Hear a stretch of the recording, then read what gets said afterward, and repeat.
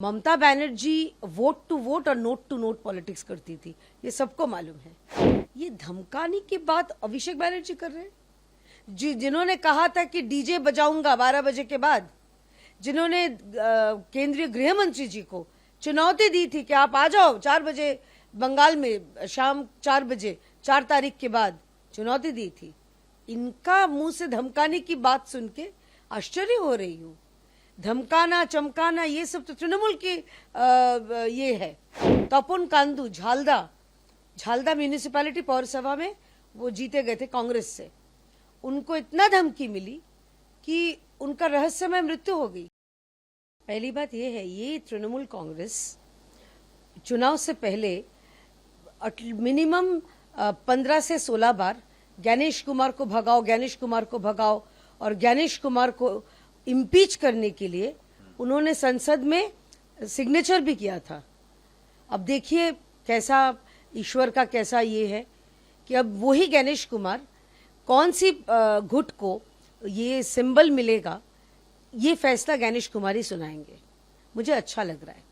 दूसरी बात ये देखिए, रितो तृणमूल या मृतो तृणमूल, तो इन दोनों में से कौन तृणमूल को ये मिलेगा जो चुनाव चिन्ह, ये तो चुनाव आयोग तय करेगी।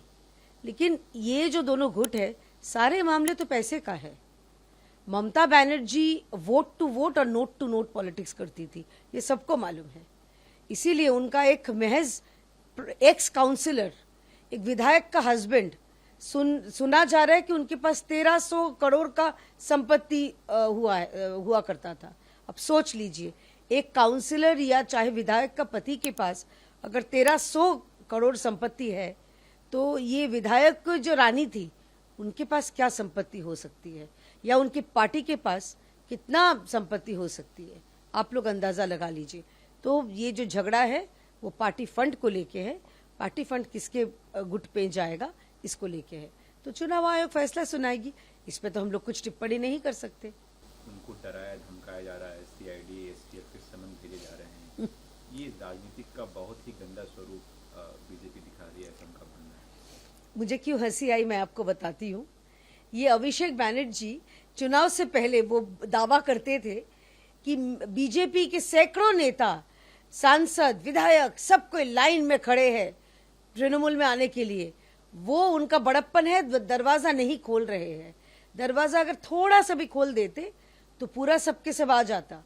तो आज ऐसा है, वो दरवाजा खुले भी नहीं, लेकिन दरवाजे के नीचे से, खिड़की से उनके सारे विधायक, सांसद वो और उनके बुआ को छोड़ के चले गए हैं।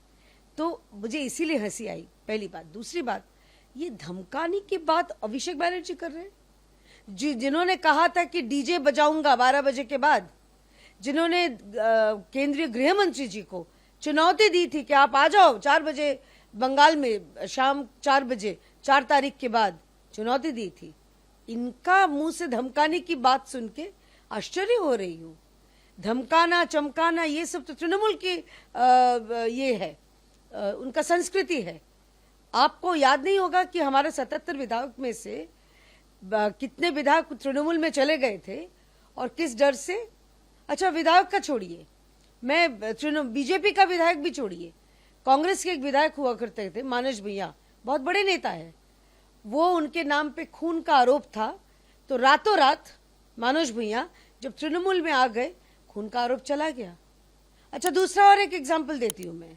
तपोन कांदू झालदा म्यूनिसिपैलिटी पौरसभा में वो जीते गए थे कांग्रेस से।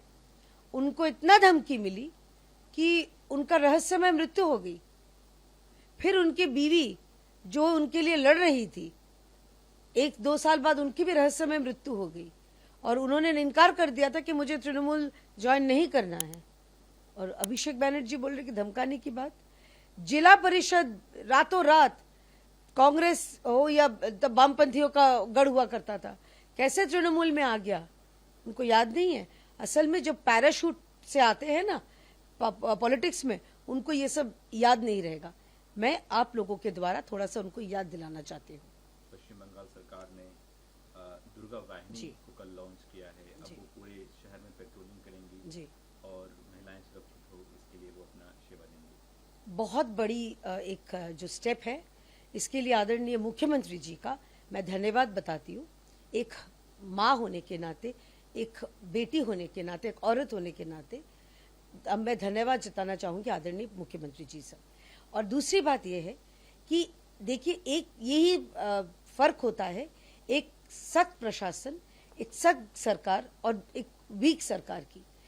पिछले सरकार में मुख्यमंत्री महिला होने के बावजूद उन्होंने कहा था कि 8 बजे के बाद महिलाओं घर से नहीं निकले, और हम लोग बोल रहे हैं आप लोग निकलो, बेफिक्र होकर निकलो, आपके पीछे दुर्गा वाहिनी स्क्वाड है आपका ख्याल रखने के लिए। और सिर्फ यही नहीं, वॉकी टॉकी से वो जुड़े रहेंगे, साइबर क्राइम का जो प्रबंध है हर थाना में किया जाएगा। तो ये जो हमारा जो चुनाव के दौरान हमारा संकल्प पत्र में हमारा जो वादा था, और एक वादा हमने पूरा कर दिखाया।